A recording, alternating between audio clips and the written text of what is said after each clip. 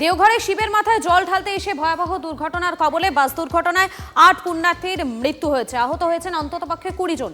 পুণ্যার্থীরা সকলে এসেছিলেন বিহারের গয়া জেলা থেকে। বিহারের সুলতানগঞ্জ থেকে গঙ্গার জল নিয়ে প্রথমে তারা দেওঘর অর্থাৎ বাবা বৈদ্যনাথ ধাম মন্দিরে জল ঢালেন। সেখান থেকে তারা রওনা দেয় দুমকা জেলার বাসুকিনাথ মন্দিরে যাওয়ার পথে। চন্দ্রশেখর রয়েছেন এই মুহূর্তে আমাদের সঙ্গে। চন্দ্রশেখর, বিস্তারিত জানাও।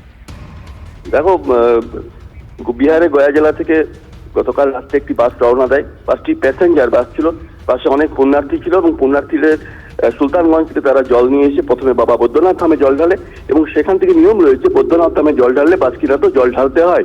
সেভাবে সেই বাসটি আবার রওনা দেয় দেওঘরের থেকে দুমকার পথে এবং জামুনিয়া চক, মোহনপুর থানার জামুনিয়া চকের কাছে বাসটি নিয়ন্ত্রণ হারিয়ে রাস্তার ধারে ইটের স্তূপ ছিল সেখানে ধাক্কা মারে। মনে করা হচ্ছে ড্রাইভার বা চালকের হয়তো চোখে ঘুম লেগে গেছিল এবং তাই দুর্ঘটনা ঘটে।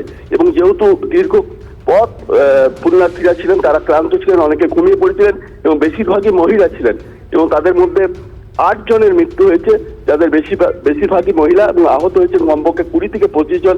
তাদের দেওঘর সদর হাসপাতালে চিকিৎসা চলছে। এদের সকলেই বাড়ি বিহারের গয়া জেলায় এবং এই দুর্ঘটনা একবার নয়, শ্রাবণ মাস এলেই কিন্তু প্রতিবারে এই ঝাড়খণ্ডে দেওঘরে বা এইসব অঞ্চলে বারবার ঘটতে থাকে এবং এখানে ট্রাফিক নিয়ন্ত্রণ নিয়ে একটা কিন্তু প্রশ্ন উঠেছে। কারণ বারবার এর আগেও আমরা দেখেছি দেওঘরে পুণ্যার্থীরা পায়ে পদপিষ্ট হয়ে মারা গেছিলেন, সেখানেও সেই সংখ্যা ১৩ থেকে ১৪ জন ছিল। অর্থাৎ যেভাবে প্রচন্ড ভিড় হয় দেওঘরে রাস্তার ধারে, অর্থাৎ বোঝা যাচ্ছে প্রচন্ড ভিড় হয় আর অপরদিকে এই দুর্ঘটনার কারণে কিন্তু এতজন মৃত্যু